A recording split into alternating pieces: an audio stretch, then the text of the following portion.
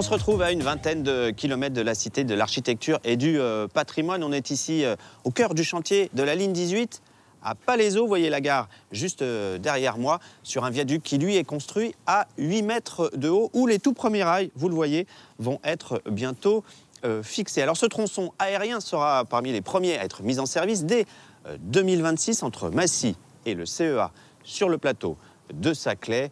Une mise en service plus ou moins attendue. Vous voyez ce reportage de Cécile Claveau et de Farid Benbekay. Maxime est en deuxième année de sciences de la vie et de la terre à l'université de Paris-Saclay. Pour le moment, pour se rendre en cours, il jongle entre RER et bus. Il attend avec impatience la ligne 18.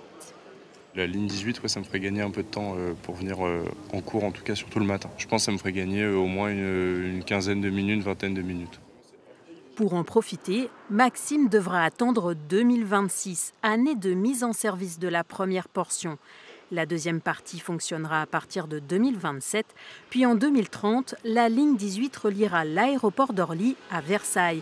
35 km de métro automatique avec des tronçons enterrés, aériens et au sol. Elle permet d'irriguer le plateau de Saclay sur lequel on aura bientôt plus de 50 000 étudiants, plus de 15 000 enseignants-chercheurs qui regroupent 15% de la recherche française et bientôt 25% de la recherche française. Donc c'est vraiment une ligne qui est essentielle pour la réussite scientifique de ce plateau. Mais derrière ce chantier pharaonique, une aberration écologique pour Emmanuel Vandamme. Depuis 3 générations, la famille de cet agriculteur cultive des terres sur le plateau de Saclay. Ces terres, c'est prouvé, mais c'est prouvé depuis plus de 50 ans que font partie des meilleures terres de France. Elles ont une capacité de retenue d'eau qui est énorme, on n'irrigue pas nos cultures. Et malgré tout ça, on va les bétonner. Pour la construction de cette ligne, Emmanuel Vandamme a dû céder 14 hectares de champs contre indemnisation. Dorénavant, il ne sait plus comment il va continuer à travailler. Le métro va passer pile là où est le tracteur. Voilà. Là où aujourd'hui il y a le tracteur, demain il y a le métro.